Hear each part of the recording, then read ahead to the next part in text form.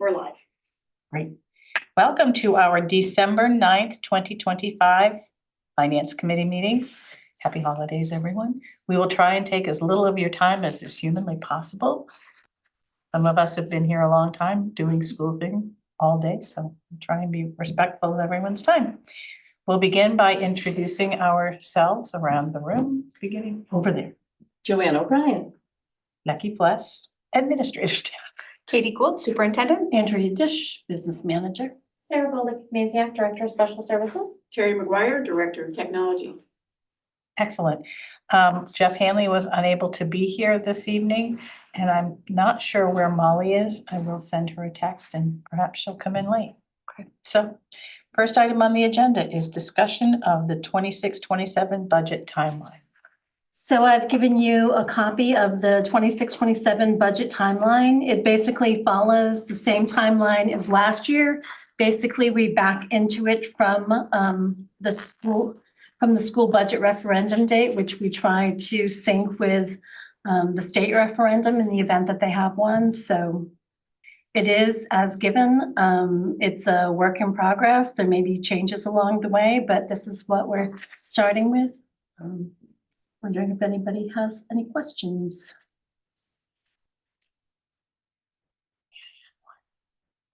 Didn't I give you one? Yeah, but attached. I thought it was one piece of paper. Yeah.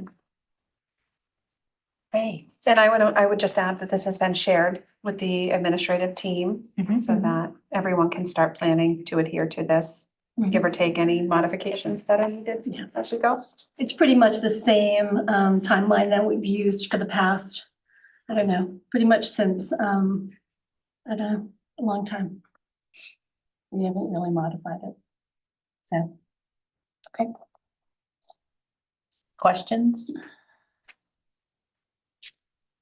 When are we going to know about the cost of healthcare?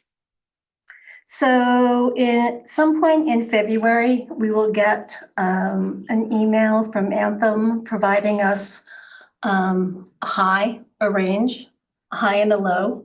As I discussed at I remember where I discussed it. Was it at our last meeting? I discussed how our medical loss ratio had risen significantly. So I'm expecting a significant increase.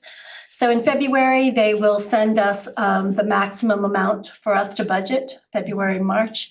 And then the beginning of April, they will set the rates and notify us. But the problem is when they set the rates is very close to the time that we're setting our budget. So it's going to be hard. Sometimes it's hard. So we really should be looking at the high end. This year I will be budgeting significantly, or starting significantly more than we have in the past, basically based on our MLR and based on health insurance costs across not only the state, but the nation.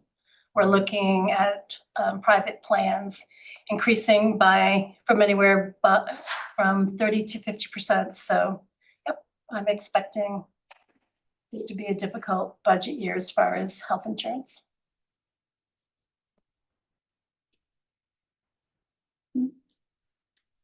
What's the maximum? Isn't it like there is a maximum, right? There is no maximum increase. So every year, Anthem looks at the cost of health insurance, their contracts. They're looking at the medical loss ratios again. The medical loss ratio is based on a percentage. So for every dollar that we give them, the percent of that which is spent on claims. So we talked about last time that last year we were around, don't quote me, 82%. This year we are up to 96 or 98%. So I expect there's a lot of things going on, not only with the ACA and subsidies. I expect it to be a difficult year. And we're currently paying about $400,000 a month for health insurance. So, yeah. Anyway. So, Okay. okay. Do we need to vote on anything tonight? Okay, I'll tell Molly. she I doesn't don't need think to we go. have a quorum, That's so why I I'm don't think we asking, because can. I just think we'll, and like I said, it's a work in progress, so I don't think there's anything. I'm just letting her know we don't need to vote on anything. Oh, yeah, we do. Sorry, I lied. We have something to vote on. Yes, yes, sorry. I'm not Well, then I'll lying, wait but till she responds. I got the horrified face. so I don't know if we want to flip flop and wait for Molly to see We if can do Molly the- will attend, Sure, plans to attend, so we Sure. can talk. Molly's coming. Well, oh gosh, I didn't. But since we have people here, it might make sense to flop. Yeah. That's okay with Sarah? She cannot come. Long way of saying it, Okay, so. We will Proceed. hear the special ed stipends and then we will okay. just act on them. Want me to launch into this? or We do can you act wanna on them launch? next Or do time. you want, it's up to you. We can, let's No, we're let's gonna do this and let people leave if that's what they'd like to do. We don't want to be here all night, What do you mean? as fun as we are. Okay, so we have guests Okay, in the form of the Interact Club. yes, we do. Not the whole club. Basically all of it. Welcome, guests. Yes, welcome guests.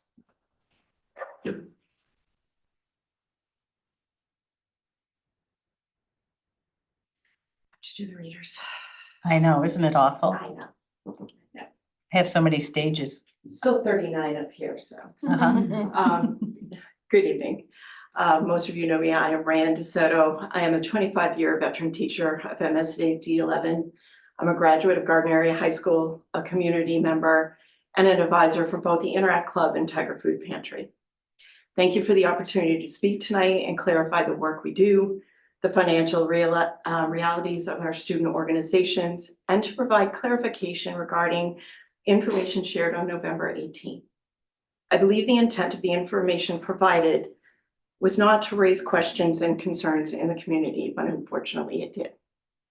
I happened to find out about it 2 days after the meeting occurred, when people had watched the meeting, and I received some phone calls and needed to clarify. So tonight, what I would like to explain is what Interact and the Tiger Food Pantry do for our students and community, particularly Operation Christmas, how our funds are handled with carefully, transparently, and with deep responsibility, why flexibility in our financial procedures is essential for students under programs, the real world skills that our students gain through these clubs, and how the new protocols, while well intended, don't always align with the realities of the work that we do. So for Operation Christmas, this has been one of the Interact's biggest, largest community projects for the past 6 years. Over the last 5 years, Interact and Tiger Food Pantry have organized and sponsored 25 to 35 families per year for Christmas. This year, we're sponsoring 25 families. And how we do this, I personally gather all the family information. So we have a document that families fill out with a cover sheet and then their list of needs. Families are assigned numbers. Students, when they shop, only see the age, gender, and needs, but never the family's identities. This preserves their dignity and their privacy. Every family member receives 4 gifts, and I'm going to explain that in a moment. Each family receives 2 weeks worth of groceries, and they also receive a full Christmas or holiday dinner, depending on what they celebrate for the season. Also, we have multiple Gardner High School clubs that adopt families based on their account balances. Interact is the organizer. And then we also have clubs and organizations that will adopt one of those families and shop for them.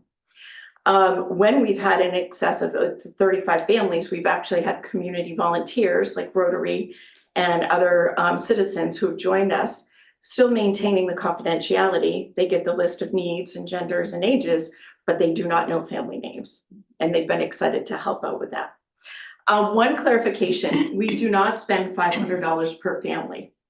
This is because our families range from 2 members up to over 10 members in a family.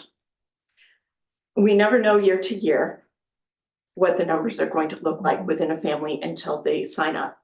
We try to keep it as equitable as we can.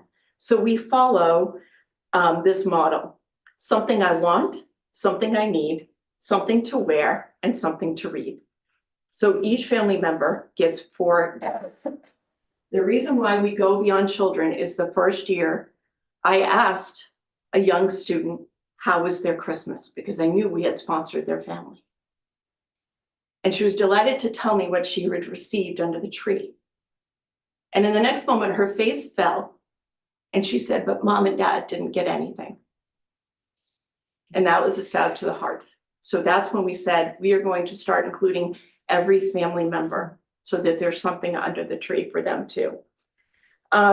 We let families know that we cannot purchase big ticket items. We're not buying TVs and gaming consoles and giving out gift cards. We cannot do that.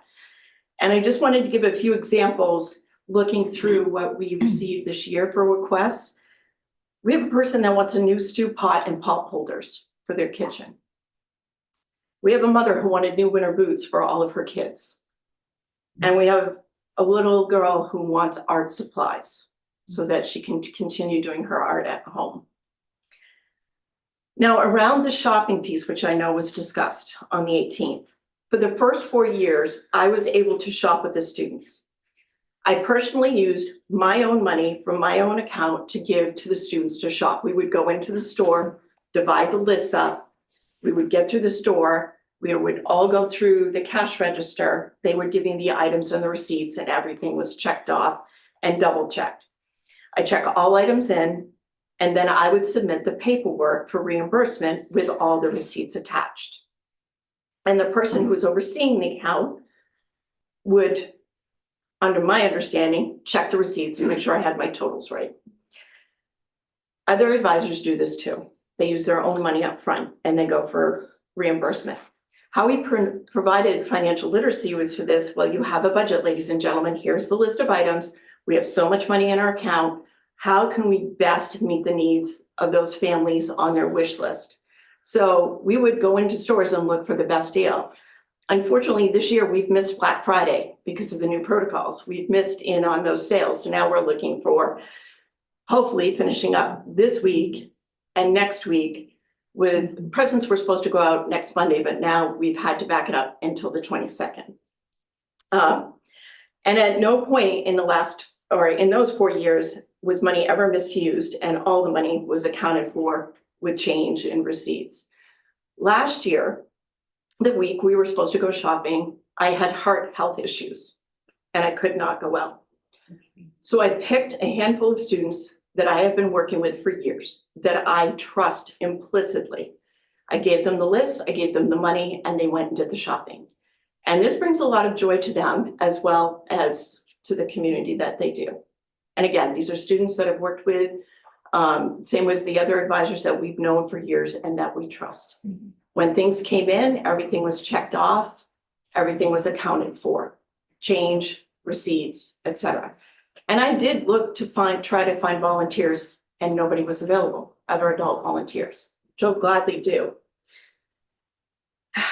To clarify also, I do not give students $500 gift cards to go shopping with.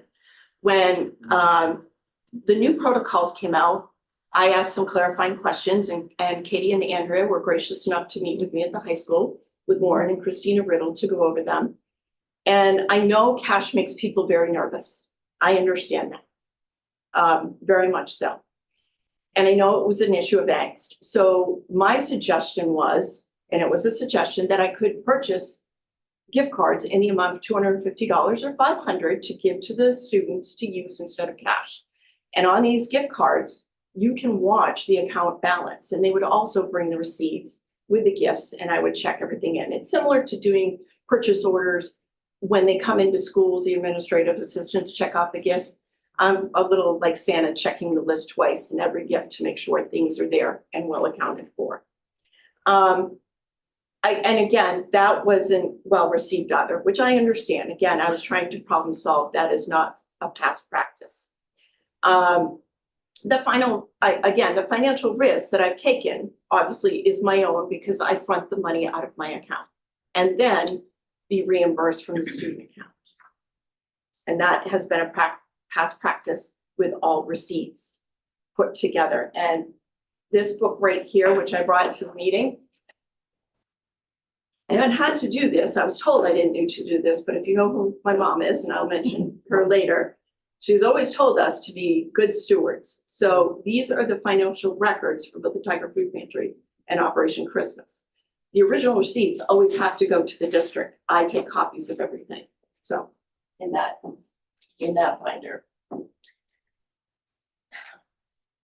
I always knew the risk was my own, but I'm willing to do this because the learning and service value for these students to learn to budget, responsibly shop, and help families is huge.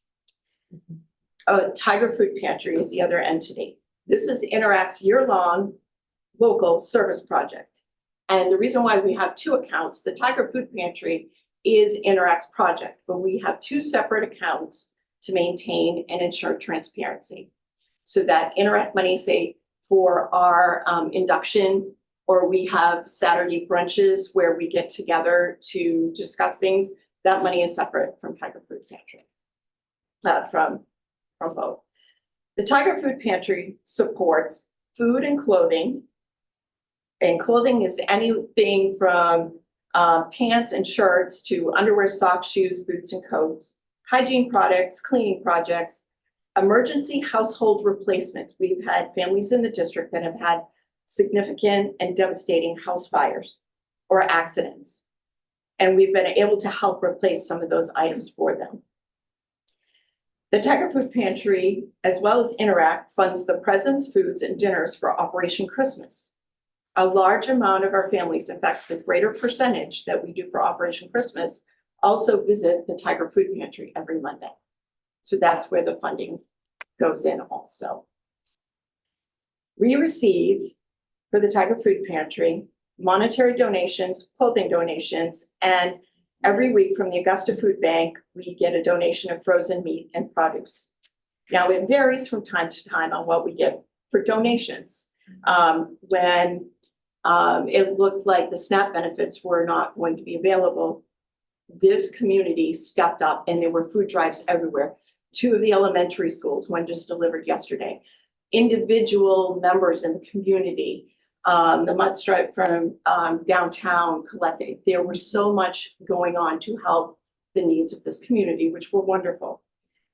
So we never know, and we have to balance that every month and every year. As part of the Tiger Food Pantry, I've built relationships, and so have the Interact students, with local farms, stores, and consignment stores who don't accept purchase orders. They're a cash-driven business, and they're small businesses. So again, I must pay up front, take the receipts, and seek reimbursement. Careful budgeting is always essential because we keep this food pantry running 12 months a year now. We are open in the summer, especially because students lose those 2 free meals that they get every single day. And we know that is a strain on our families.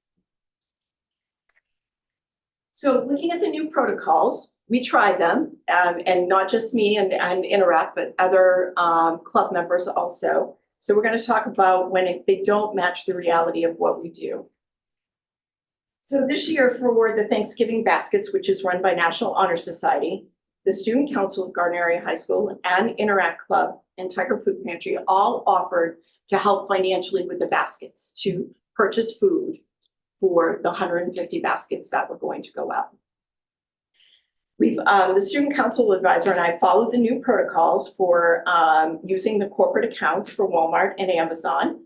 And despite the orders stating on the invoice that the food would be delivered on time, 4 cases of food arrived after the baskets had already been distributed. There was a delay and a delay and a delay. We ordered in time, but it was on the shipping part coming through. We checked with the stores on the day before, and if we had been encouraged or allowed or going with our old procedures, we would have been able to purchase those items because they were on the shelves in the store, and they would have been in the baskets going out to the families. So, second example, immediate student needs. I have to be very careful because of FERPA. So I will leave some details out. But last week, we had a student that was forced to leave one home to go to another. When they were forced out of their home, they were not allowed to take any of their personal clothing or items to the second home. That student came to me because they knew they could trust me with what was going on. Through the Tiger Food Pantry, we gave what we could to the student for clothing. But I immediately had to purchase underwear, socks, shoes, boots, and beddings from Rennie's, Dollar Store, and the consignment store downtown. So that the student would have clothing to come to school. They would not feel like they were worthless. The student could not wait for a purchase order to be made, and it could not be, it's a process to put a purchase order in, get the approval, and then go order online. So we do have those immediate needs that come through our door. Speaking on behalf of other clubs, I am here tonight to represent the other clubs of Garden Area High School. And another example, and I do know this from my years of being the theater director for the middle school. Theater is fluid, and when costume and prop and set designs are happening in the middle of rehearsals and needs arise, waiting multiple days for PO to be approved, waiting for a shipment to come in that could potentially be after the show, disrupts the stage building, the costume production, the prop discussion, and making props. And again, if we can purchase it locally, we're supporting local, and being reimbursed, it would help. And it also improves safety. If we run out of nails or screws that need to go into the set, they need to be purchased immediately. That's not something that we want to wait on, because we do not want the set to fall apart and fall on students. And then finally, my Tiger Food Pantry weekly orders, we all know, and you were talking about insurance costs going up, food costs have gone up. Where we used to spend $200 a week, it is now about $400 a week that we are spending to when beyond the food drives to fill the food pantry shelves. There's a 250 cap with the new protocols unless we ask for an emergency through the district. And the 250 was just a drop in the bucket. And when I first followed the protocols, it left us and it prevented us from maintaining a constant stock in our food pantry.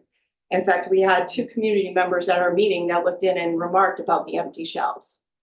So I said, we're working through new protocol procedures. We'll get there. But again, that might have to have some flexibility there too, so that we can fill our shelves for our students.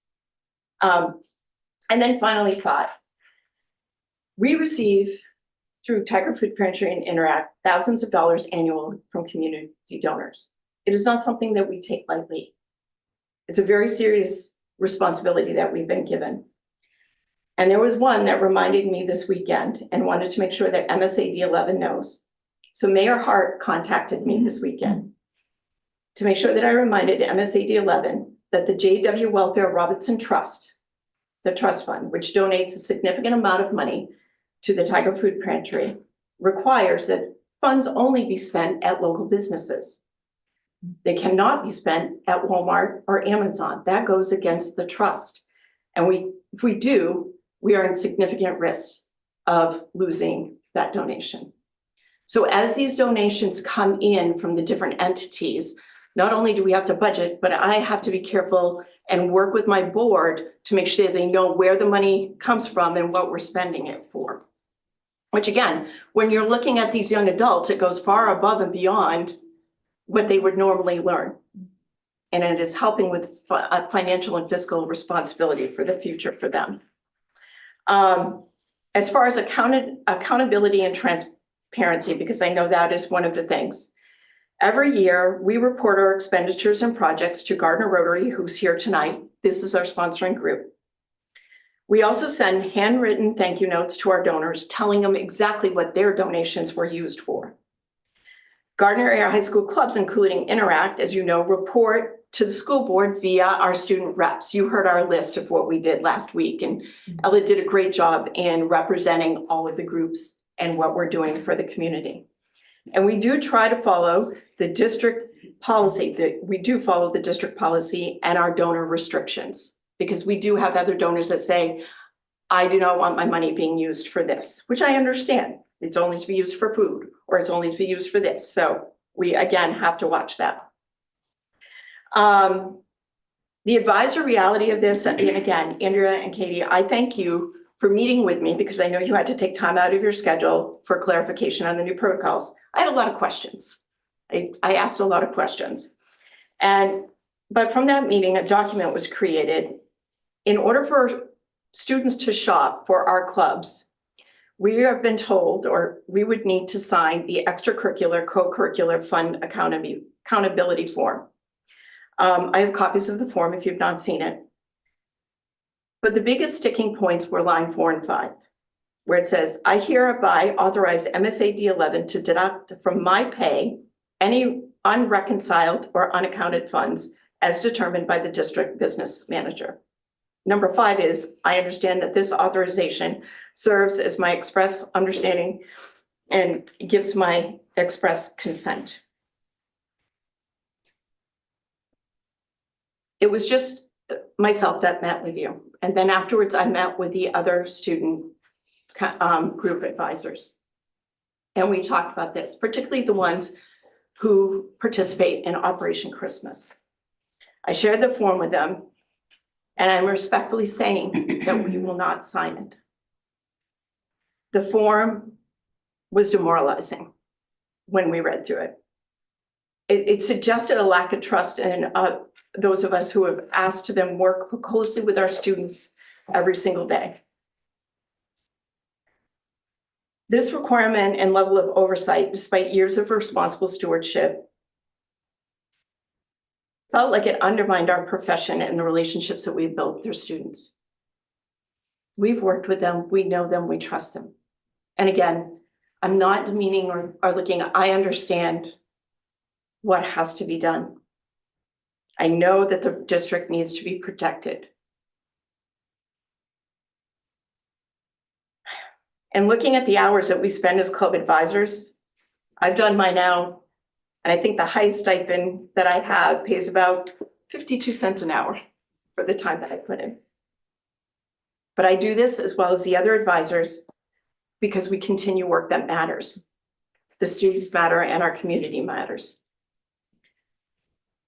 We often spend our own money to be reimbursed later. Personal reimbursements with receipts should be allowable. We do not affect the district's over budget line. All of our monies are fundraised or donated.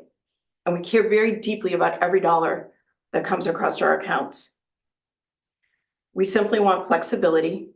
We're not looking for exemption. We need flexibility.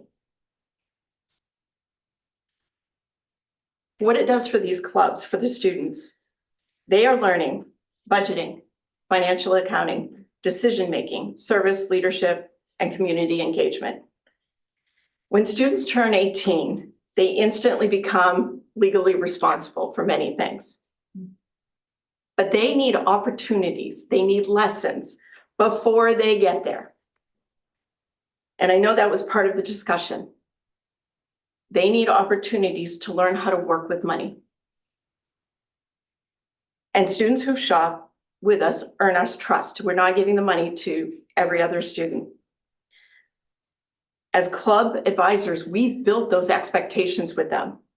And if they ever violate those expectations, they will lose the privilege. We are going to sit down with them and their parents and explain why. And I'm very thankful to say, in setting those expectations in the last 5 years, they have not. So we do hold them accountable. So in closing, I want to share a quote shared by Noreen Leathers, who could not be here tonight. In all transparency, she's a former business manager, and she is my mother. She has also been my toughest teacher. And I'm grateful for that because she taught me my work ethic, my responsibility, and my community piece. And she wished she could be here tonight, but she could not. She said, if we hire people that we trust to teach, to feed, to transport, to aid, to keep records, and cheerfully greet children in the morning, and we do not trust them to oversee the money and in their responsibility in their accounts, it is insulting and demeaning. So again, as a club advisor and all club advisors, we're not asking to bypass accountability. There were internal controls in place. We do understand the responsibility that Andrea has to the district for the money and how important that is and the weight that that carries. We do understand that and we respect that. But we're asking that the new protocols need to acknowledge some speed, urgency, flexibility, and the complexity of real student needs and the programs that we do. And we're asking for trust. We're asking for a middle ground, conversation and compromise. We know it's possible. So that is what I have tonight. And I was hoping to clarify any questions that had arose by the board or the finance committee and our community. I'm always open to the board and the community to ask questions and really to highlight, to have an opportunity to highlight these amazing young adults and what they do every day. So thank you. Don't know if you have any questions or. Well, thank you, Rayanne, and I could hear your mom saying that. Yeah, so not to say that it was your club or anything, but my understanding was that there was a problem in reconciling accounts because there weren't receipts for some of the clubs. Did we figure out what the problem was? Because it sounds like Rayanne has copies of all of her stuff. It's not about copies. It's about the auditor and internal controls and about them being able to sign off, not only that we have the paperwork, but that we have internal controls in place to safeguard money. When I discussed with the auditor the thought of giving money to students or non-employees, he just about fell out of his chair. That is not a safe internal process that any auditor would sign off on. I understand what you want to do, but we cannot pass our audit if you are giving either money or gift cards to students. His response was to create the document that individuals were asked to sign, guaranteeing the funds. That is what it is needed from the lens of an auditor in order for you to be able to do what you want to do. It isn't Andrea trying to demoralize or devalue anyone. It is doing what we need to do in order to get a clean audit to the state.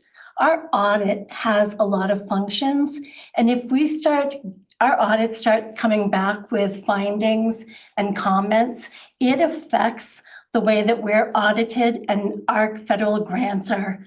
I mean, it goes way beyond somebody saying, wow, they didn't have a receipt. It's so not about the receipts, Rayanne. It is really about having an internal control that shows the public that we are good stewards of taxpayer money and money under our purview. It is not my choice for the student accounts to be part of our audit. It's the state's. I cannot say, go ahead, do what you want.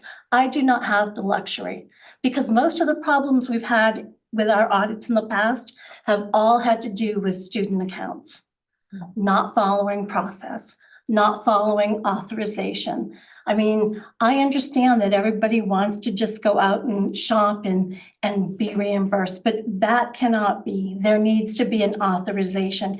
And yes, sometimes things take time. We are set up to be a school district, not to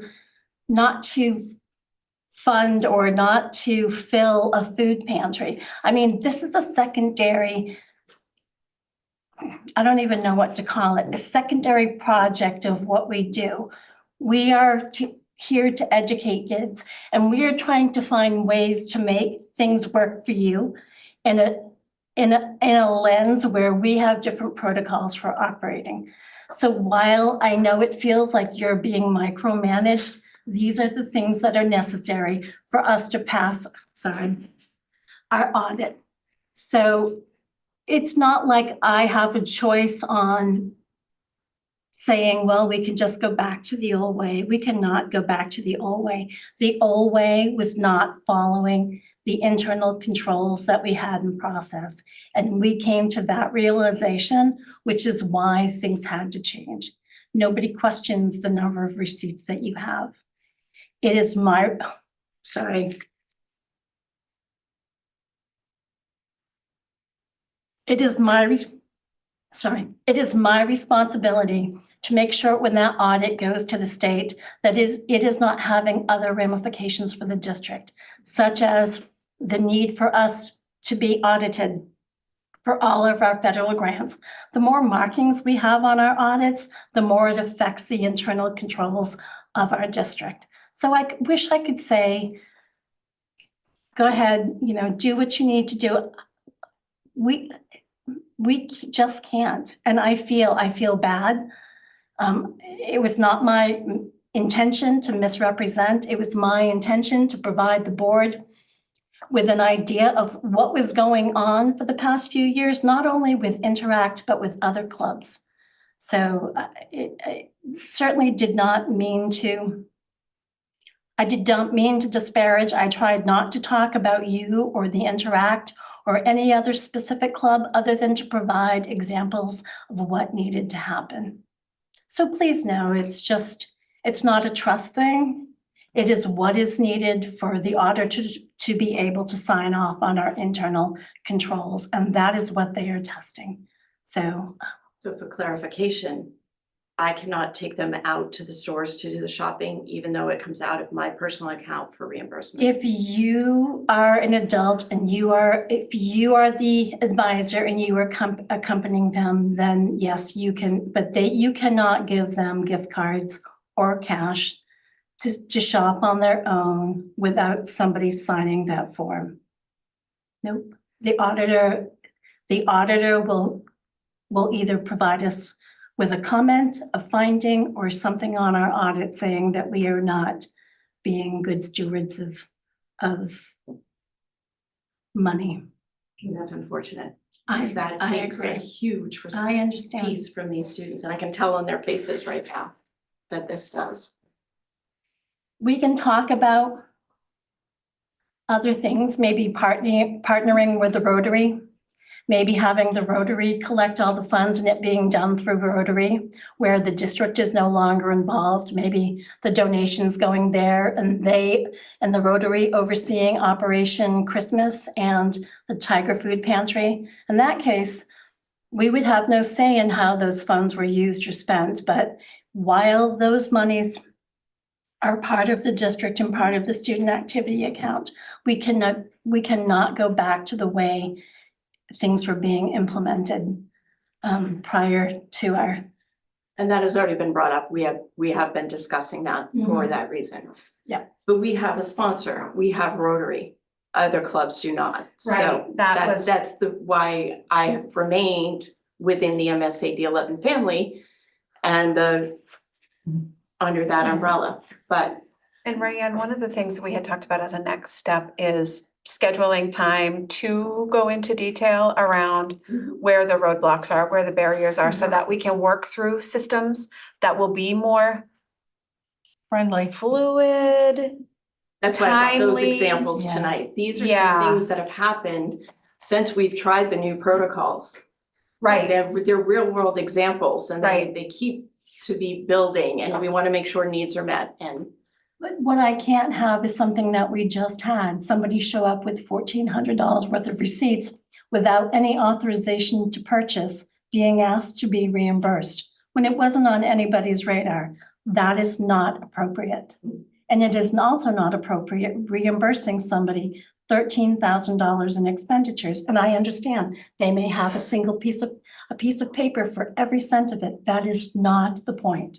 The point is, it is not following internal controls as required for good accounting practices. And that's not me. I do not make those rules. I have to live by them, by the way we operate the district funds. And unfortunately, when those funds sit in the student activity accounts, you're required to follow the same.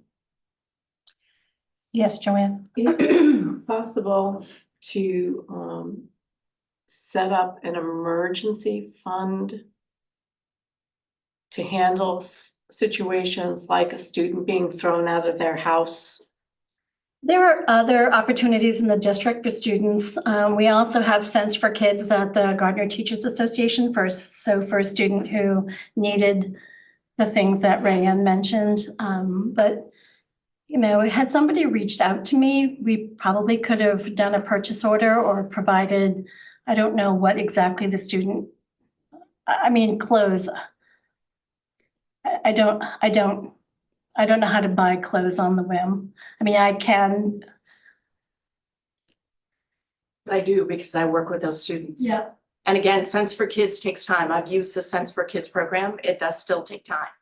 And this was something that needed to be done in the moment. But if you're asking if there's a way that somebody can go and do a bunch of purchases within an hour, probably not without some authorization. A kid that's thrown out of the house with no coat and not being able to take anything with them. I've been there. It's really difficult if you don't have friends or family that can take you in the short term and shelter you and feed you and go out and buy these things for you. And it sounds like that kid didn't have it. That's just one case that has happened in the years that I've been in the district. I understand our auditing process, and I've been part of the I do audit, too. Yeah. and I get it. I was not aware of the form that says you have to give away your own money. Especially when we have funds in the account that could be reconciled through that. That is a really hard pill for us to swallow because we already give so much time and so much money. I would like it if, and I have no idea what the result of anything could be, but I would like us to be able to sit down and have a larger conversation, as Katie suggests, because I know what it's like, and I want, I personally believe in giving, and I know the importance of not having enough. And I know the importance of need. So, but I also know the importance of following the rules and the regulations and all that other stuff and all the Yeah, because minutia we that don't goes wanna with end that. up having audits and audits Right, and yes. audits and. And I walked that also because of who my mom was, and Andrea and I've had a good relationship over the years and understand that huge responsibility. It's a because huge I do. responsibility. And But there's got to be get it. somewhere we can find a middle ground, a compromise, like for some of these situations, and especially I still want them to be able, so we. The compromise isn't me. The compromise is the auditor. Right. And honestly, when I shared what was happening, aghast was the response. And he immediately said, that can't happen. And I'm like, under what situation? He goes, they would have to use their own money. We need to create. So there is no way that under our umbrella, that if they found out that we were giving students money, we would have a finding or a comment on our audit. So, and just for clarification, so if I put in a purchase order for an amount and I take the kids shopping to Target, to Sam's Club, to the different places for Operation Christmas, and you have the purchase order, so you know what we're spending the money for, can we still do the shop? This is the clarifying piece that we all need as the advisors. Can we bring the receipts in? And if I pay from my personal account and the purchase order is in place, so you know what is being spent, can that process happen through the auditors? You cannot spend money without some sort of authorization. So there's a voucher authorization that is needed. And that's So the purchase that, or the voucher. or the voucher. So, If we are giving you funds or we're allowing you funds, you cannot be transmitting those funds to students. I don't know that I think that's what you're trying to do. That's not what I'm trying to Sorry. say. So I'm going to take Natalie, Layla, and Connor to do the Operation Christmas shopping. They're gonna run around the stores with the list, pick the items. I'm going to pay at the cash register. I've already given you a purchase order saying we're gonna spend X amount at this store and I'm going to need to have to be reimbursed. Now, and I understand the auditor, like, with the large amounts. But when I also have a copy of our budget, ladies, we deal in thousands of dollars every year. This is a huge responsibility and piece that weighs heavy on me too, being the steward of the advisor and of these accounts. And we have to budget that and look at that. So I understand that. I'm not unempathetic, but some of these things just do feel like a kick in the gut as someone who, as you so nicely did put it at the meeting, I do a lot. You do a lot and there's no And gut kicking it's not here. about me. They do a lot. They have stepped up so many times and I know that they still continue to want to, so. And I just want you to know, it's not me against them. I am not We don't want that. I am not the rule maker. I am merely the messenger. I am translating or I am sharing what needs to happen from our auditor with the board and with our staff members. So I do not want an us and she or an us and they or an us and central office. That is not where the directive is coming from. It is coming from the auditor, the person responsible for passing our audit to the Department of Education that is required annually.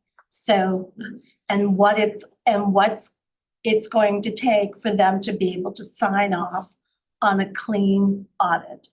So So I think definitely the communication piece needs to be clearer. And we do need to sit down so that we can work some of these glitches out and we can continue to do the work that we do and that you're facing an auditor that will look and have everything, but. and I think if it continues to be a burden, I think we talk about maybe doing that partnership with the Rotary to see what they're willing to do. Are we allowed to ask a question? Sure. Or not? I'm okay with that. Oh, no. You may ask a question. If you don't ask the question, we won't know it. So, Rusty Greenleaf, elected, member of Gardner Rotary, know all of you very well, appreciate what you do. Andrew, I understand where you're coming from. I do. But I also understand where Ray and these fine kids are coming from. It's a tough spot. And again, I know you're the best of it. I do. You and I have talked many times, and I get that. Rotary is more than happy to take over this account, if that's what you want to call it, whatever funds are there. The board has not made an official vote on this, but we've had a discussion. We will, at a board meeting, we will do this.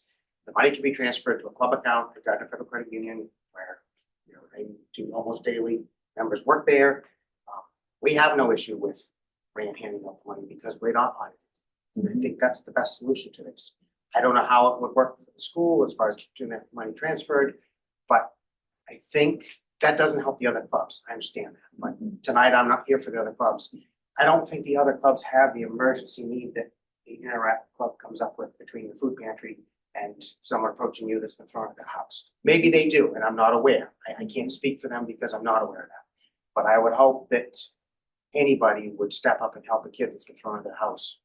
Figure out the logistics of it later. I mean, it's not 100 accounts a day, thank God, But I think a conversation needs to happen with you, Katie, or Andrea, and all of us with Rotary, and get this changed over, because I think this is the group that's affected by this most. And I don't see being able to follow the protocol that the auditor needs us to do. I don't see any way we can make that work with the emergencies that come up for the Tiger Food Pantry, the Interact Club, the Operation Christmas, how they operate that way. And I can also tell you that a fair amount of the money that Rotary donates, we want spent back in this community. You don't see Walmart or Amazon sponsoring a Little League team or any of those things. All those things happen from these local companies, and we need to support them so they can do that. And that's really important to Rotary. we are Rotary International, I understand, and we do help on an international level, but we are Gardner Rotary, and that's what we are first. You know, and I would like to see how we can move forward with this. I think the local problem, Rusty, is that a lot of our small local businesses do not support purchase orders, so it's difficult for us to have the kinds of relationships that we have with like the Walmarts, the Hannafords, but we would also be very much in favor of spending locally. No, I understand that, and I Yeah. realize what you're Yeah, saying. yeah. That's not your fault that they don't take the deal. I understand. Not today. I'm not blaming you for I anything. I know. Or any of you for that matter. But I think that by moving it so that Rotary oversees the accounts, if you will, we can give Ryan $500 to give to the kids that she trusts. And if something goes awry, Rotary's on the hook for it, not the school district, as it should be with any of the organizations. But I get if it's coming through the student account, you have to be responsible for that and answer.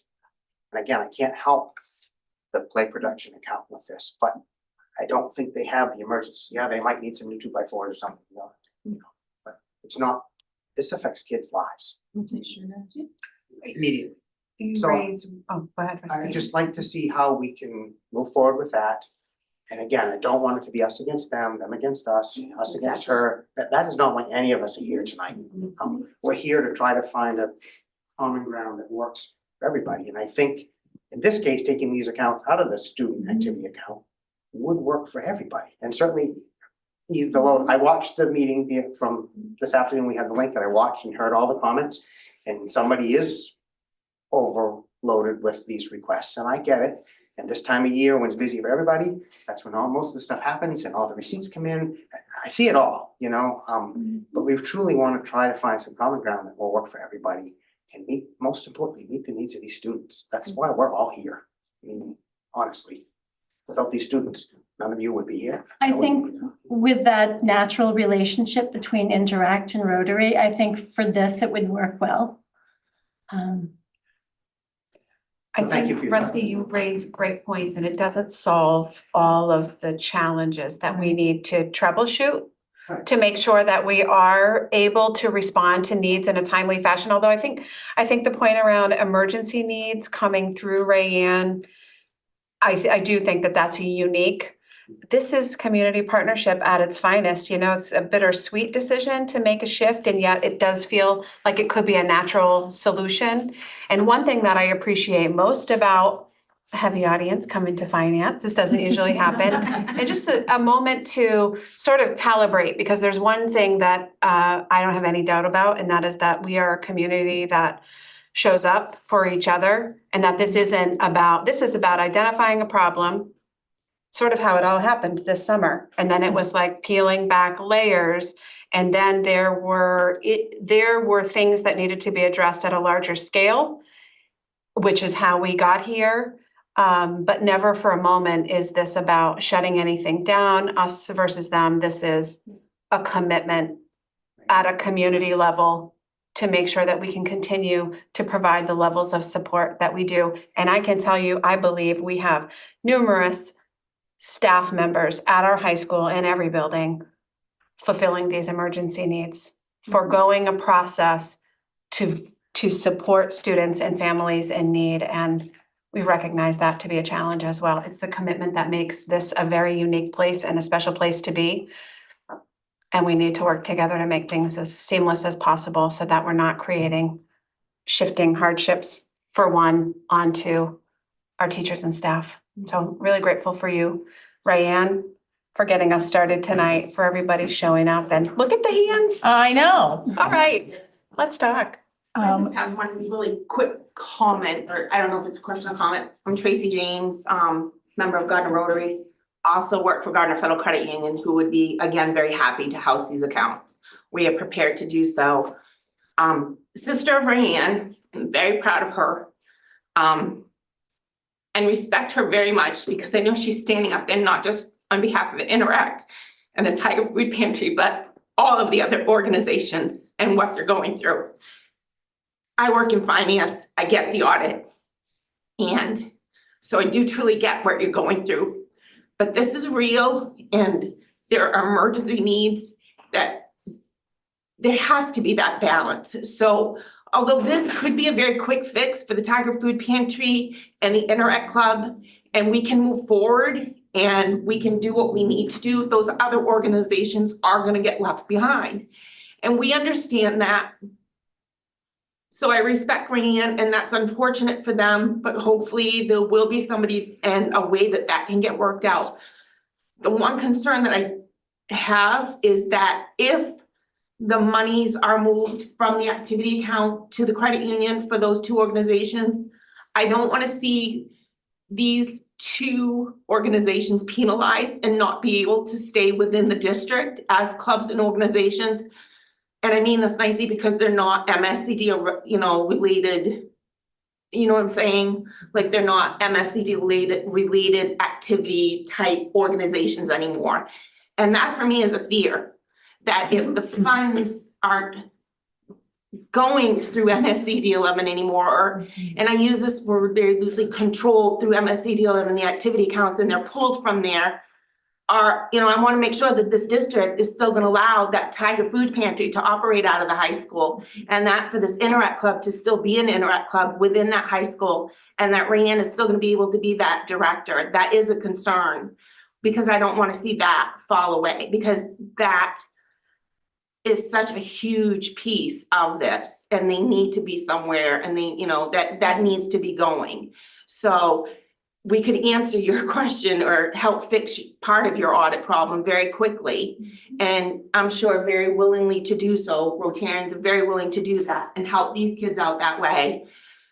It doesn't help all the organizations, but I just want to make sure that those kids are still going to be supported by allowing those groups to stay as in the high school and still act and still do what they need to do, even though their funds aren't umbrellaed under the district anymore. So there will still be a Tiger Food Pantry stipend as well as an Interact Club stipend. There is no discussion amongst us. We're just trying to solve the problem Totally understand that. of trying to figure out a way for her to Emergencies. function the way she used to function. Okay? I thought they were fun. Oh, Connor Tibbetts. We know you. I'm a member of a few clubs, and I wanted to ask if we would still be allowed to operate within the high school. That's a big thing, is like trying like within like the building and have our Tiger Food Pantry there, because having to move that could be difficult, and having to move the location that might make it parents less likely to bring their kids, because it's, if you're bringing them to school, it's different than like say you bring them to some random thing like you like we don't know, but even no matter what, it's gonna have like a stigma if you bring them somewhere else, I feel like. So I'm just wondering, if we did shift the funds, would we still be allowed to operate within the bounds of the high school? Absolutely. Absolutely. And honestly, it makes my heart a little sad to have to do these kinds of things, because a huge thing that I love about what we do at our high school and throughout this community is that we're training kids to give, to be givers and to give back. So that money gets in the way of things hurts my heart personally. I love it that you're asking that question. I love it that you do what you do, and it's really valuable. So no, we don't want you to move. We don't want you to leave. Please stay. What do we gotta do to make you stay? Yes, you can stay there. Yes. Do I have to stand? Yeah. I just want to thank you guys for your time, and I just have a few questions.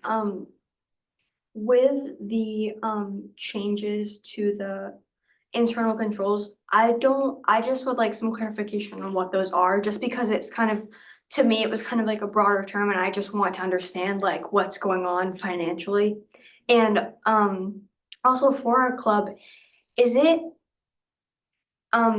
this, if another club were to like come forward and have concerns as we do, that doesn't have like a backup plan, like to move our funding into Rotaries, into an account like guarded by Rotary, what would happen in that instance? Because I'm just thinking of people who couldn't be here tonight or who might have other questions, and I guess I just have a lot on my mind, so I want to see what you guys have to say.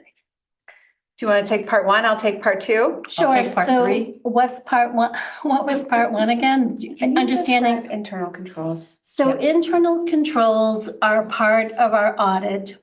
It is the auditor's responsibility that we set up protocols of how we handle all of our procedures. So if it's purchase orders, it's accounts receivable, it's accounts payable. And basically, we have to outline what our procedures are. And basically, we're making sure that no one person has too much undue influence on the process to be able to create fraud or theft, right? So they're looking at who's doing what to make sure that there is an opportunity There's checks and balances. for embezzlement, exactly. Checks and balances. So they're not only looking to make sure that we have all the paperwork that we need, they're making sure that we have good processes. And when they come, they're making sure that we're following those processes. So a good process would not be a club advisor, and I'm not saying anyone, went and spent $14,000 and then asked to be reimbursed. That is not a good internal process. You need checks and balances from individuals in charge who oversee. So for example, before anybody can spend, there needs to be an authorization. So for example, our purchase order process. The purchase order starts at any of the schools. It is put in, it is then approved by the building administrator, it is then put in by myself.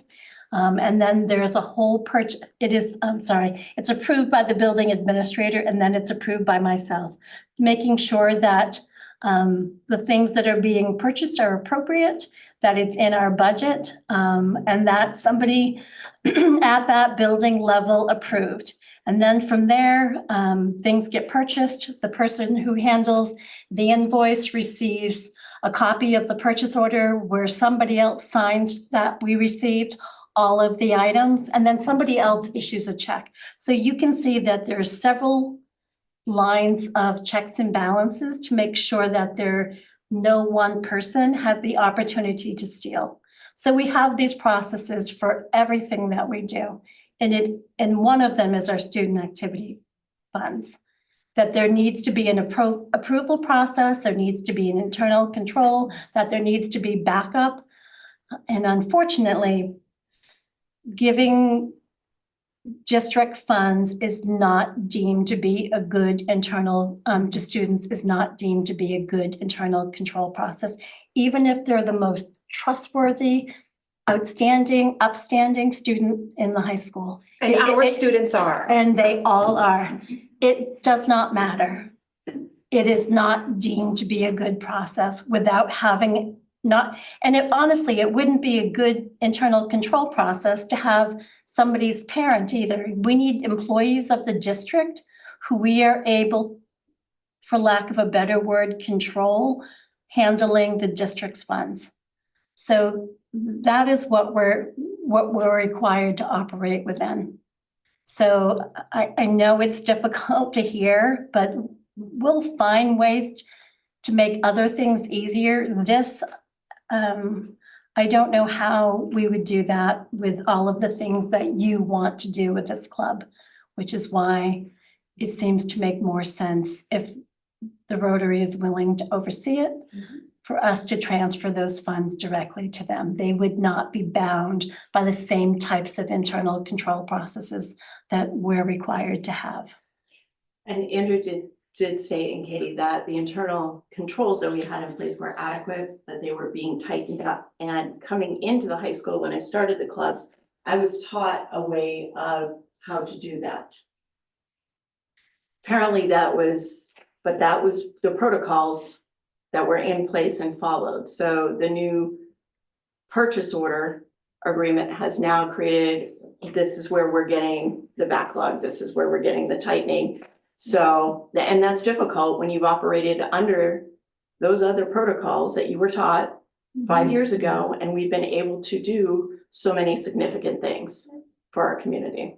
So It's also a part of just the whole scheme of government oversight of public education. It's just another layer that's put on communities that wouldn't necessarily have a problem, except, and this is kind of galling because a lot of your money is not coming from the government, it is coming from the community.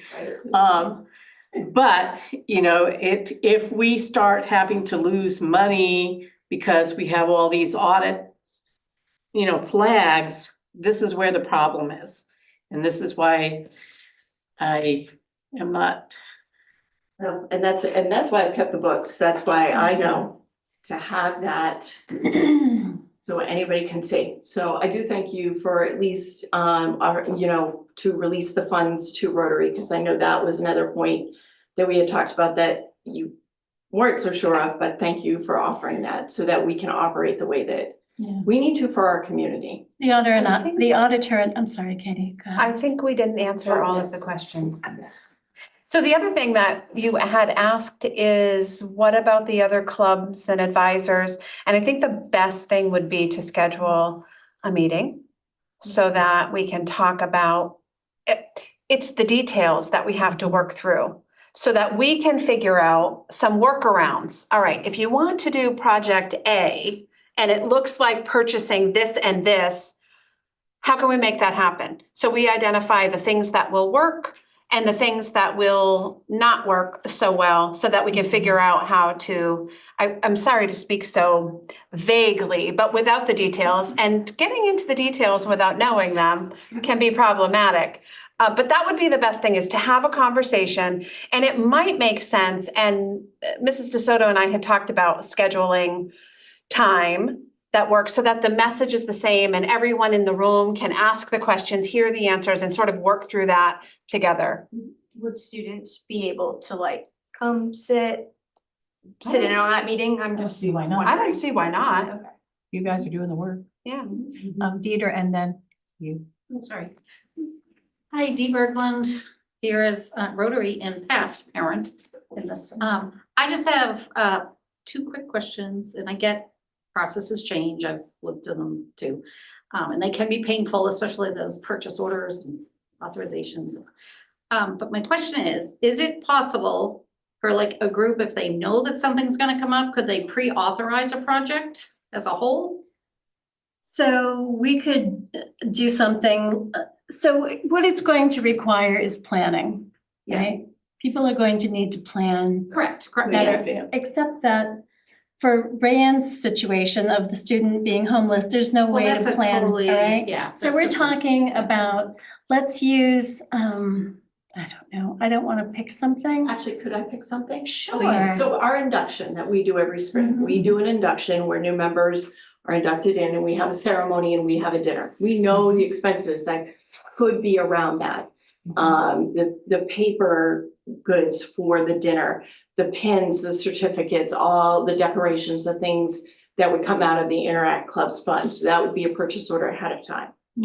I think for some clubs that's doable, but there are some things that happen again quickly that this is where we may have some sticking points, unfortunately. And we talked about ordering from Walmart. Unfortunately, there was a change in the way that Walmart handles things.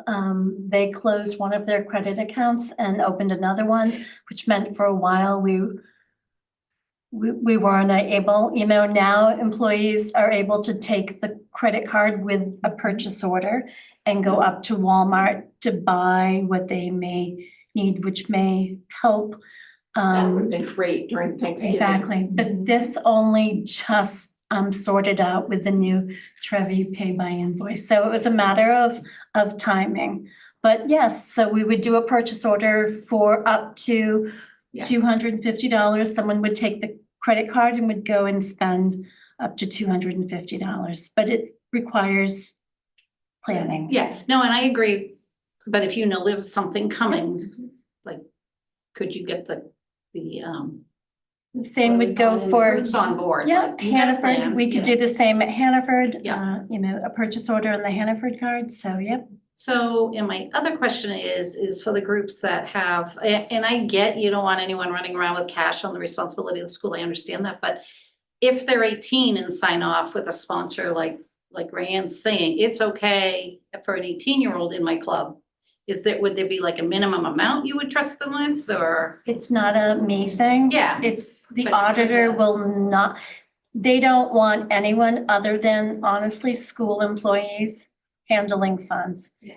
And I understand these 18-year-olds may be the most trustworthy, upstanding. It is just not a good internal control from the lens of an auditor. Yeah, I just didn't know if they're like an officer in a club or something. Yeah, I get it. No. Yep. Yes. Hi, Hi. I'm Layla Card. I just had a question that if we did leave from the school like account and move with Rotary, and like Rayanne said, we work with NHS and student council for various things, like we let them adopt families for Operation Christmas. How are we gonna go around that if they're still under the MSAD11? Like their accounts are there and ours are different? How are we supposed to work out that if we're supposed to be doing it together? The only thing that, are we talking about other clubs being part of Operation Yes, Christmas? The only thing that I can think of off the top of my head is the other clubs donating to the Interact. So actually those funds would then flow through Rotary and those people would be able to shop as well. So it would be a transfer from student activity to Interact. And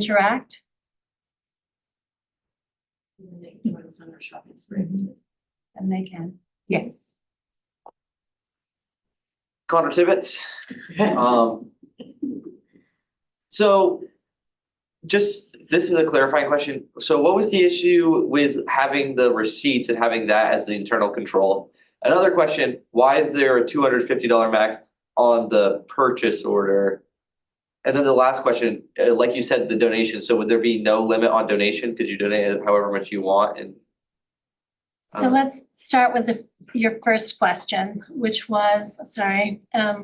What was the problem if you had the backup receipts? So backup receipts are not an internal control, Connor. Backup receipts are the end, basically the justification. It is not part of that internal control process. So I appreciate the fact that Rayanne has all of those receipts, and I have no doubt that she has everyone to the penny. It does not justify, having receipts does not justify having a bad internal control process. They are two entirely different things, right?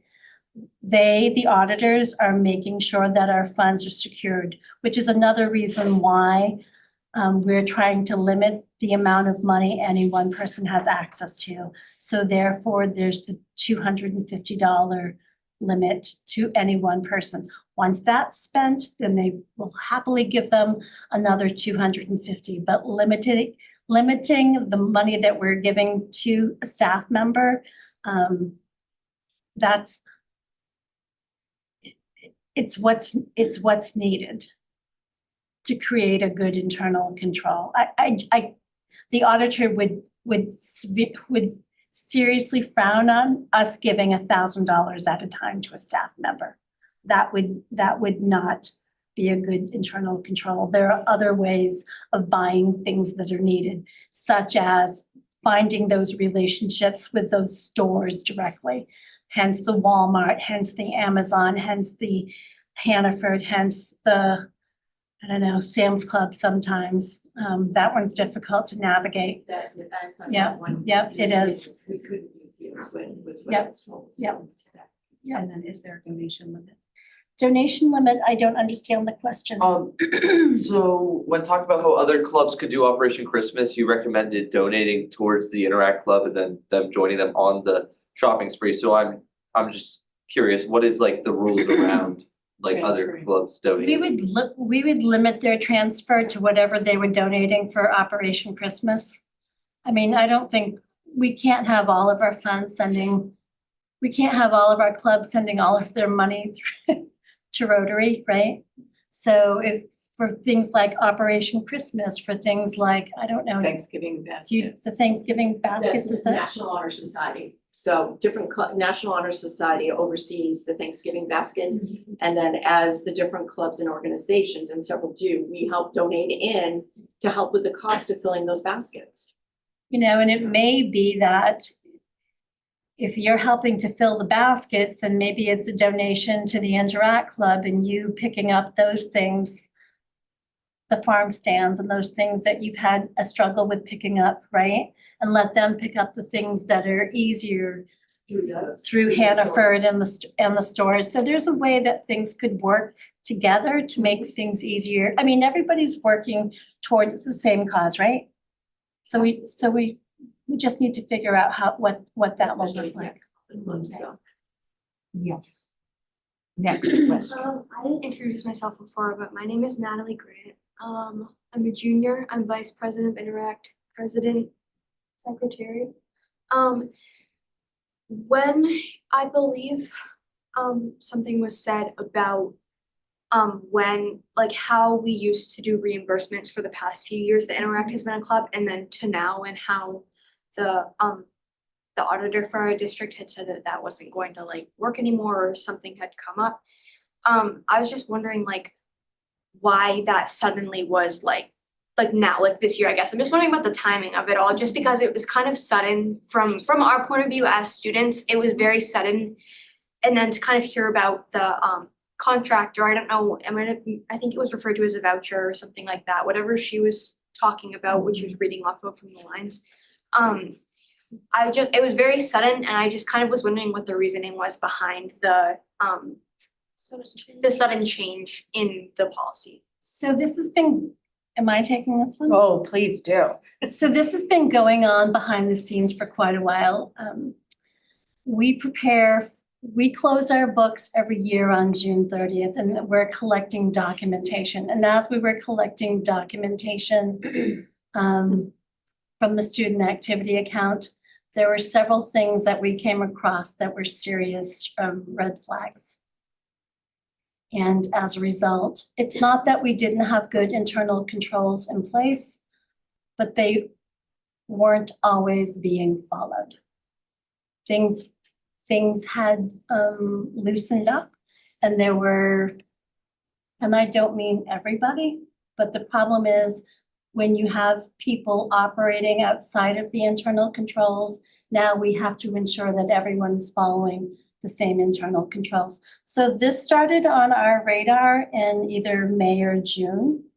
And it's been an ongoing conversation behind the scenes. And then when the school year started, we started having those conversations with this regarding how things needed, the changes that needed to happen. Can I just add something too? Just to assure our kids, thank you in the meeting, they assured us that our books were fine, that what we Yes. had done Yes, Yeah, and was fine. So I just want them to know it's nothing that they have done and that it's that not was not about done. theft, No. it's not about documentation, it's not about any of those things.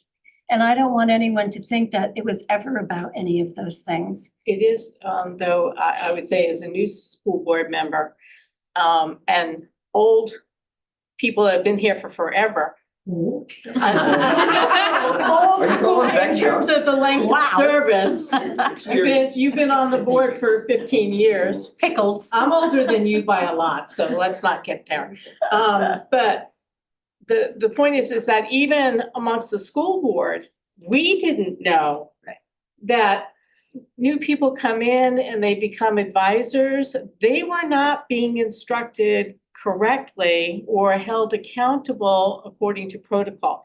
And that's where it started to go off the rails, so that, even Becky was saying, Oh, well, Becky. I thought that was the policy, Right, and it was, not to point fingers, but it was just a case of, well, I didn't know because I'm a new school board member. Okay, so what is the policy? What are the internal controls?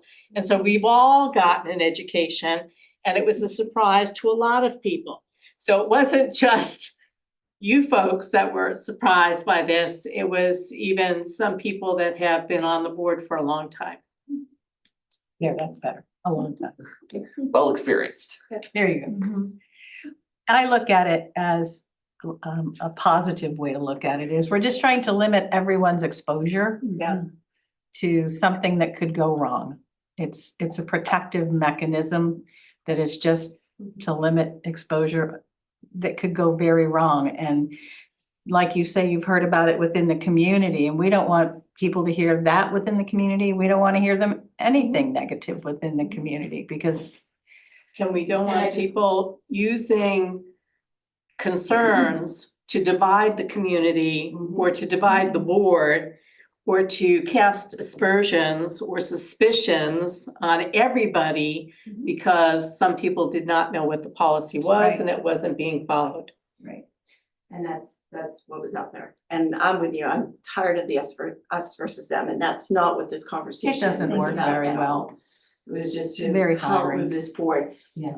If we do go to route where our funds are going to be moved to Rotary, there will be protocols. I want to assure the community who is looking, who donates, that there will be protocols in place that will double check everything. Because I like to protect myself too. I think my husband would like that too, who's sitting in the audience tonight, was my biggest supporter other than the kids. And I want to protect the integrity of the clubs for these students, so. It's really important. Yes.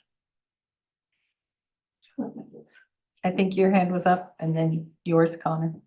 Personally, I'm in a lot of clubs like Connor. So we discussed it before, but having a meeting with advisors and students discussing how we could go about it so the auditor accepts it and so we can schedule ahead. I think if we had a meeting with everyone and we're all on the same page, it would be very beneficial for everyone. Connor Tibbetts. Connor Tibbetts. Yes. So I'm curious, were there other issues with the old policies other than people weren't following? Because I know you mentioned that, and that was one of the reasons that we needed new policies. So I'm just wondering what the issues were with the old policies other than people not following them, and why we couldn't just retrain employees of these new clubs and the new school board members about that old policy and get that working. So the old policies honestly weren't very different from the current policies. I mean, there have been a few changes, such as the $250 limit, and doing a purchase order actually makes it easier for the administrative assistant at the high school or at the schools to monitor things. But not following internal controls is an audit finding or comment. So we just, there were things that were happening that I can't speak to that needed to change, and that was the reason for some of those internal controls. There's just some things that I just can't discuss. Yeah, it's tricky. And so earlier in the fall, we had an executive session, which is just a private discussion with the school board to talk in greater detail about some of the problems that were discovered this summer. And Connor, because that conversation would really lead you to start to understand personnel matters and people who might have been affiliated with specific clubs or that was not, it's really important that those conversations happen in private because there was no ill intent. It was my determination and the board's determination that there was no ill intent. We had some mistakes that were made that needed to be corrected. And as a result, it led to really needing to fine tune and retrain everyone in all of the internal control procedures, protocols. And that has led to growing pains, for lack of a better way to put it. But your questions are really insightful. And part of our conversation last month and the hesitation in responding to some of the questions tonight is really out of respect for the people who are directly involved and wanting to make sure that we are appropriately casting the problem in the right light without insinuating that there was ill intent involved at all. There was no, Does that make sense? Yeah. And there was no ill intent that anyone, that the boards, and sometimes it takes, the board doesn't necessarily always see things at the granular level. until there's a problem. So that we were a little bit surprised in the fall, but not like, oh my gosh. Not big surprise, just we didn't know. We didn't know to be looking for it. So we get overviews more than we get granular about clubs and things like that. But it was not presented in any way that somebody had done something bad or No theft. that there was any No sort of, fraud, no theft, no no- fiduciary, No, just financial fraud or just anything like that. processes that had put the district at risk during its audit. And if you don't know it, education dollars, we are held to a much higher standard than any other. We're like, Entity. we have to really, really watch our Ps and Qs and dot our Is and cross our Ts. That's what education is. We're held to a different standard. It's a big game of cover yourself. You understand that, right? I done? When You've I done- look at your yes, you've book done. and I laugh. And again, Yep, things I that understand. we're set at, and I know you were trying to put it delicately at the November 18th meeting, but some of the things that we're setting, we're all human. We're not construed that way in the public, so that's why I wanted to be here tonight to present to you exactly like.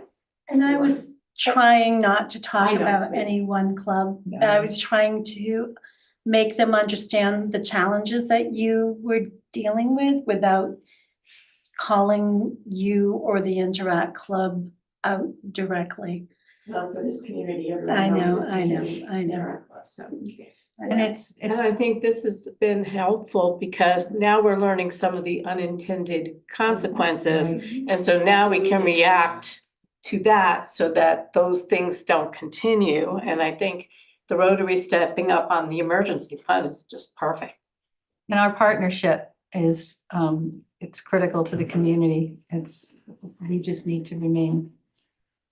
This maybe will help us to communicate even with Rotary better, because this is a really, really important partnership for giving and caring for the community. And it's hard to sometimes show that, so that'll be great. And I think you hit on the keyword, communication. Mhm. That's a huge piece. So, Huge piece. Connor Tibbetts. Oh, sorry, guys. I'm sorry. But so I know earlier I talked about how you guys said that we would still be allowed to like have our meetings at the school. Would we still be allowed to help out in school events? Like, we had a fall fest and, like that stuff. Would we still be allowed to help out because we like, wouldn't be operating out of like student accounts from MSAD11? And would we be able to like participate in the club day still where we get like incoming freshmen and try to like recruit them to our club? So the only thing that's gonna change, the only thing is who holds the money. Okay. That's the only thing. Ray, can you translate what he's talking about? yes, I absolutely can. So, for example, we do, club day, step up day for the 8th graders, where all the clubs are represented, all the teams are represented. The 8th graders can come in and see what they can be a part of at the high school. Like we are very fortunate at our high school. I am under no illusion, and I've had all of these students as students in a class that they are gonna remember like an AP seminar lesson or anything that I've taught them within the classroom, other than maybe some of my bad jokes, but they are going to remember the experiences. And that's what clubs and sports and drama, theater, music all do for these students. They build those connections and those experiences. So their concern is if the money is being pulled from the Gardner Area High School accounts, are they still going to be allowed to participate in the step up day and the fall fest day and all the activities that we do? So that would be yes. Absolutely. The Ladies only and thing gentlemen, moving. We're still a Gardner Area High School Yes. club. We are still, Tiger Food Pantry will still be housed there. We'll just do our financials differently. We will be offended if you leave.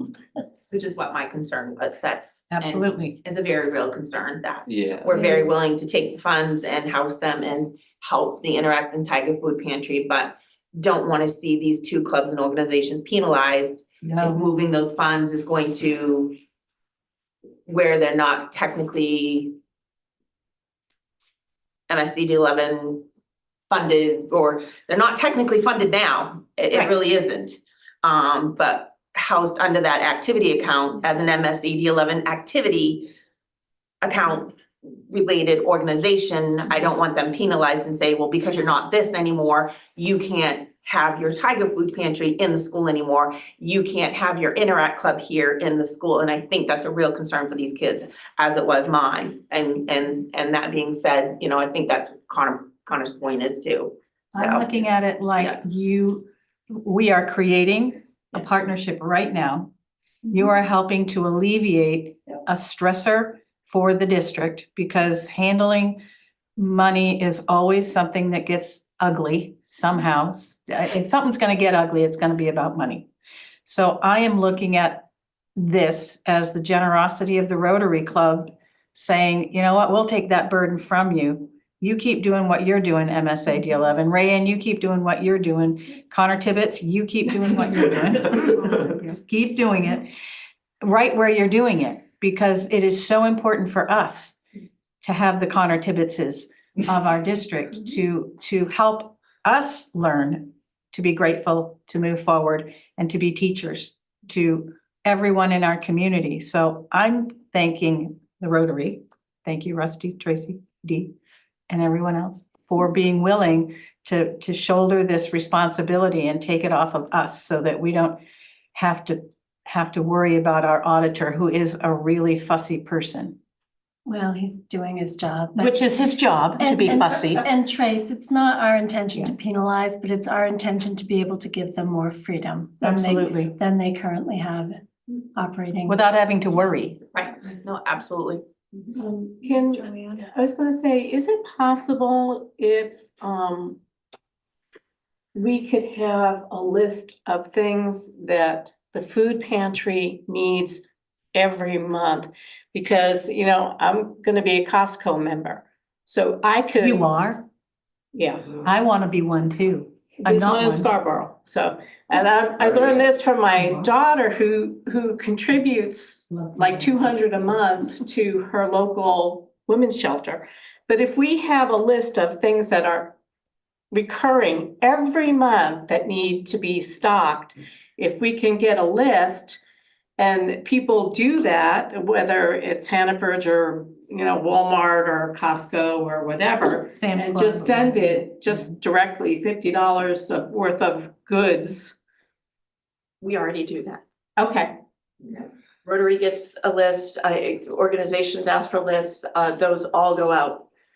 Absolutely, we have done that for. You've thought about putting together an Amazon wish list to share with anybody in the community who wants to send things to you? That had been one of the things that we had discussed last year. We just have not come to that yet. And again, we had the cash in the account.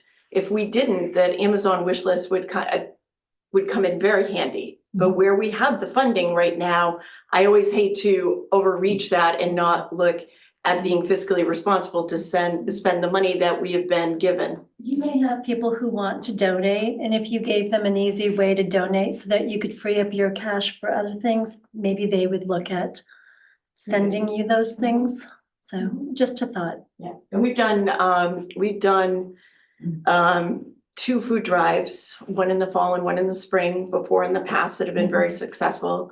If you saw those, in fact, Rotary was the one that was behind every Sunday. People would drop off, we'd have a certain item that was donated that week. So we have been very creative in the last 6 years in how we have filled that Tiger Food Pantry, and especially starting out. We were given $1,000 by a donor 2 years ago that sits in case one of our freezers or refrigerators breaks down. And that is what that money is supposed to be spent for. Because that person came in and saw our refrigerator and freezer and said, those are not gonna last much longer. So here's $1,000, please keep that in your account for when it breaks down so that you can go get what you need and you're not scrambling and losing food because they are full of food, so. Designated gift. Absolutely. We do not take that lightly. We're so very thankful, but looking into the camera, we are thankful for our community because that is how we are able to take care of so many people.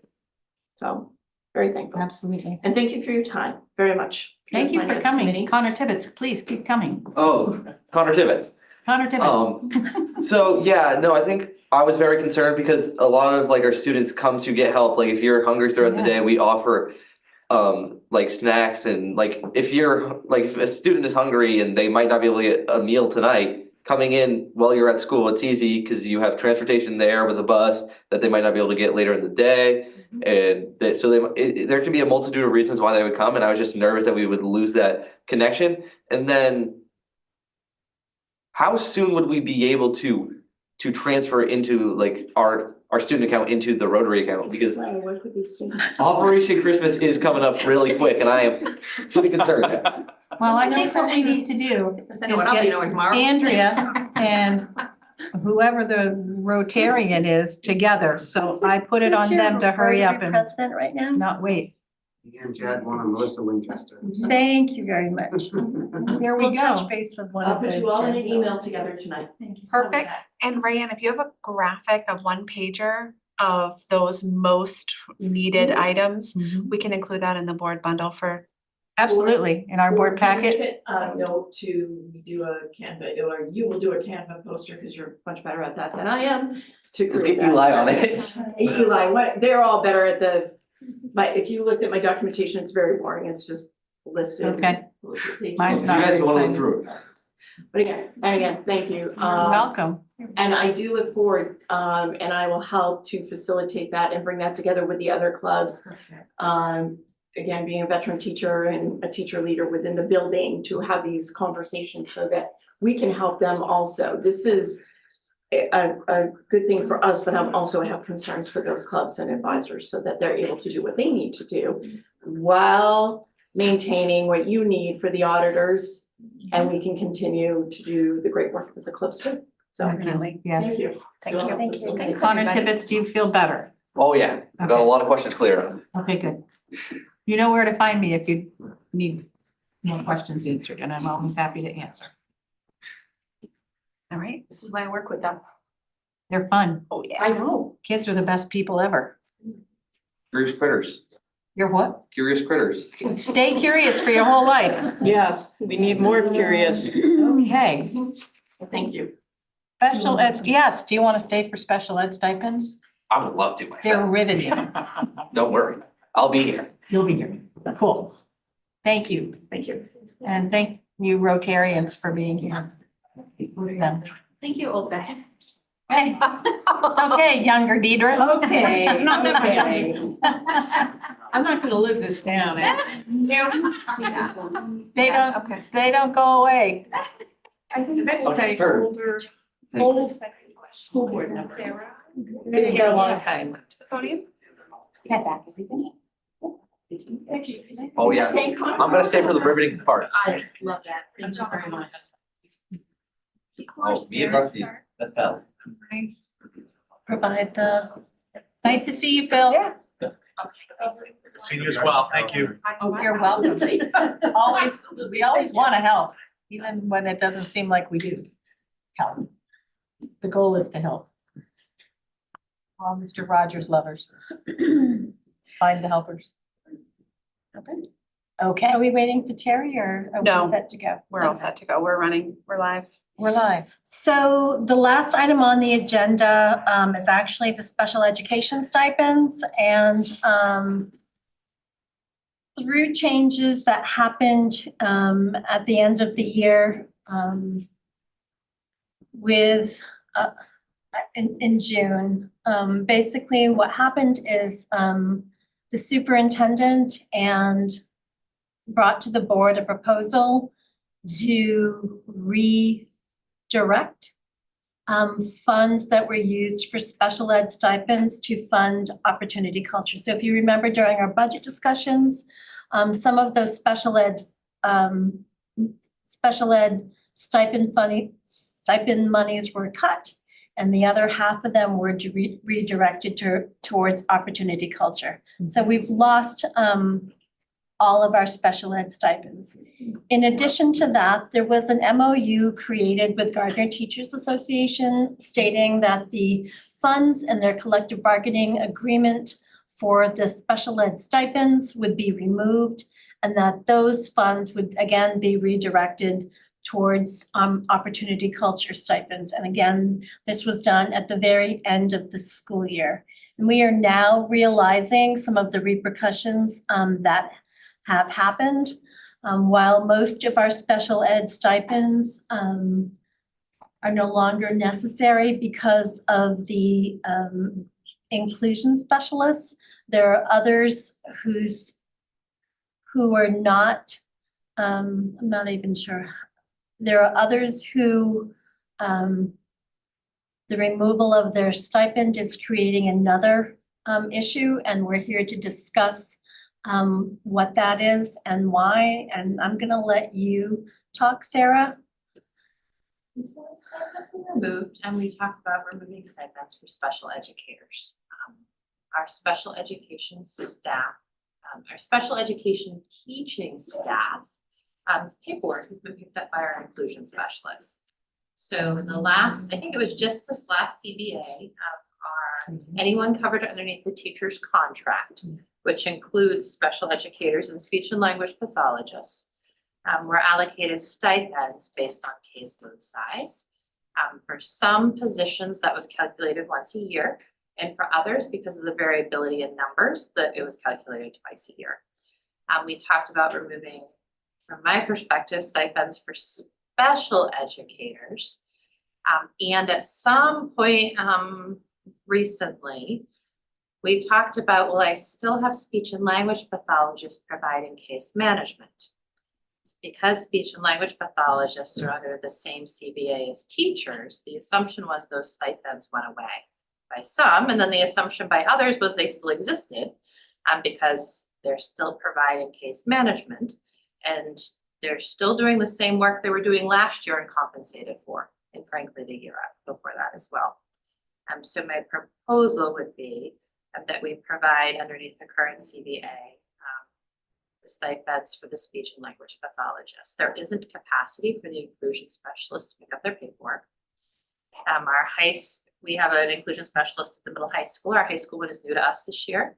So there's a lot of onboarding and ongoing support there. And we currently don't have the elementary position filled. Chrissy and I are filling that in addition to our normal jobs. So there is an opportunity for anyone to pick up. That was the other discussion point we had. Can someone else pick up their paperwork? There isn't. There isn't anyone to pick up that paperwork right now. So they're still doing the paperwork work. And I should be getting a stipend for it. I really strongly feel they should be. So the special educators that we're discussing are speech and language pathologists. They are not named directly in the recognition clause of the collective bargaining agreement. So we do not feel as though we need an MOU with the GTA to reinstate the stipend for these individuals. The money that was cut from the budget, we have a number of unfilled positions in the budget, and while we're redirecting some of those funds to other things, in the larger picture of special ed, the stipends that we're talking about are nominal, and I firmly believe that I can find funds in the special ed budget to cover those. We're talking, is it 2 or 3 positions, Sarah? 3 positions. One of those is a 4/5 position though, so I'm assuming that would be prorated. Correct. Yep. So our ask is that we look at reinstating those. And our additional ask is that while we usually forward requests to the full board in excess of $5,000. I don't think the first payment will be more than that.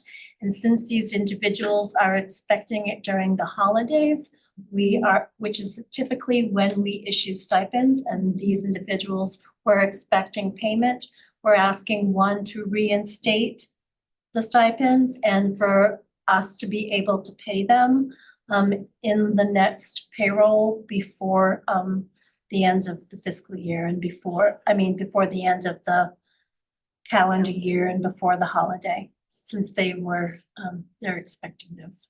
historically, they would have received half of their stipend in December, and they payroll in December. Andrea usually does that in the first payroll of December. And then the other half is in June.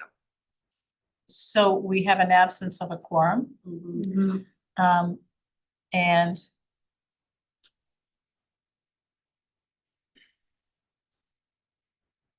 to me, this is a good faith fulfillment of.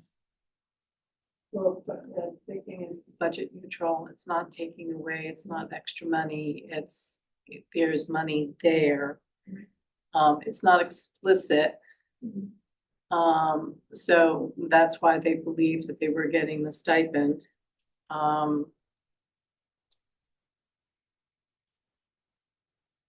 We're trying to, what's the word? We are trying, to rectify something that landed on our plates. And what I will say is,